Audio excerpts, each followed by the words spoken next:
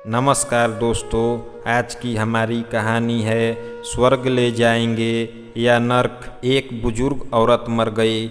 यमराज लेने आए। औरत ने यमराज से पूछा, आप मुझे स्वर्ग ले जाएंगे या नर्क? यमराज बोले, दोनों में से कहीं नहीं। तुमने इस जन्म में बहुत ही अच्छे कर्म किए हैं, इसलिए मैं तुम्हें सीधे प्रभु के धाम ले जा रहा हूँ। बुजुर्ग औरत खुश हो गई, बोली, धन्यवाद, पर मेरी आपसे एक विनती है। मैंने यह धरती पर सबसे बहुत स्वर्ग नरक के बारे में सुना है। मैं एक बार इन दोनों जगहों को देखना चाहती हूँ। यमराज बोले, तुम्हारे कर्म अच्छे हैं, इसलिए मैं तुम्हारी इच्छा पूरा करता हूँ। चलो, हम स्वर्ग और नर्क के रास्ते होते हुए प्रभु के धाम चलेंगे। दोनों चल पड़े। सबसे पहले नर्क आया। नर्क में बुजुर्ग औरत ने जोर जोर से लोगों की रोने की आवाज़ सुनी। वहाँ नर्क में सभी लोग दुबले पतले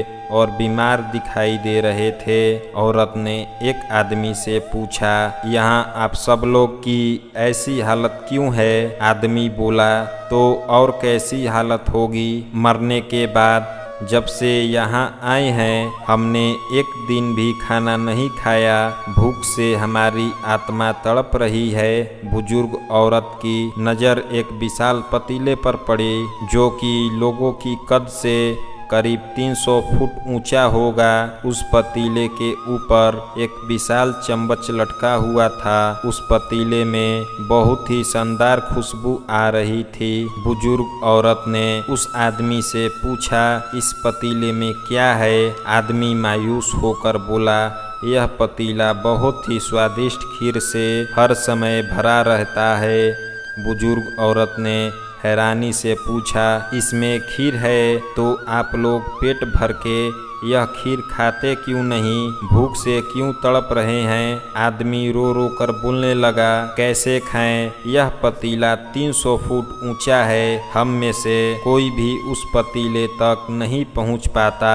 बुजुर्ग औरत को उन पर तरस आ गया। सोचने लगी, बेचारे खीर का पतीला होते हुए भी भूख से बेहाल हैं। ईश्वर ने इन्हें यही दंड दिया होगा। यमराज बुजुर्ग औरत से बोले, चलो, हमें देर हो रही है। दोनों चल पड़े।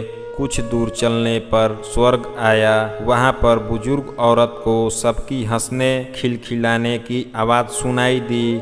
सब लोग बहुत ही खुश दिखाई दे रहे थे। उनको खुश देखकर बुजुर्ग औरत भी बहुत खुश हो गई। पर वहाँ स्वर्ग में भी बुजुर्ग औरत की नज़र वैसे ही 300 फुट ऊंचे पतीले पर पड़ी जैसा नर्क में था। उसके ऊपर भी वैसा ही चम्मच लटका हुआ था। बुजुर्ग औरत ने वहाँ लोगों से पूछा, इस पतीले में क्या है? स्वर्ग के लोग बोले कि इसमें बहुत ही टेस्टी खीर है। बुजुर्ग औरत हैरान हो गई। उसने बोला, पर यह पतीला 300 फीट ऊंचा है, आप लोग तो इस पतीले तक नहीं पहुंच पाते होंगे। उस हिसाब से तो आप लोगों को खाना नहीं मिलता होगा, आप लोग भूखे बेहाल होंगे। पर मुझे तो आप सभी इतने खुश लग रहे हो, ऐसे कैसे? लोग बोले, हम तो सभी लोग इस पतीले से पेट भर कर खीर खाते हैं। औरत बोली, पर कैसे?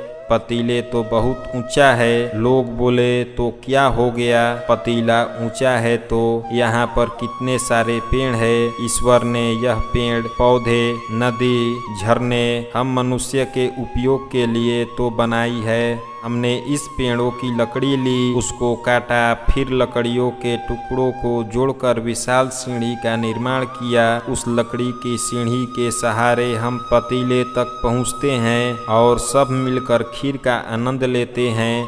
बुजुर्ग औरत यमराज की तरफ देखने लगी। यमराज मुस्कुराए, बोले, ईश्वर ने स्वर्ग और नर्क मनुष्य के हाथों में सौंप रखा है। चाहे तो अपने लिए नर्क बना ले, चाहे तो अपने लिए स्वर्ग बना ले। ईश्वर ने सबको एक समान हालतों में डाला है, इसके लिए उसके सभी बच्चे एक समान हैं। वो फिर भी वो किसी से भेदभाव नहीं करता। वहाँ नर्क में भी पेड़ पौधे सब थे, खुद ही आलसी हैं, उन्हें खीर हाथों में चाहिए। वो कोई भी कर्म नहीं करना चाहते, कोई मेहनत नहीं करना चाहते, इसलिए भूख से बेहाल हैं, क्योंकि यह ही तो ईश्वर की बनाई हुई दुनिया का नियम है। जो कर्म करेगा, मेहनत करेगा, उसी को मीठा फल मिलेगा, खाने को मिलेगा।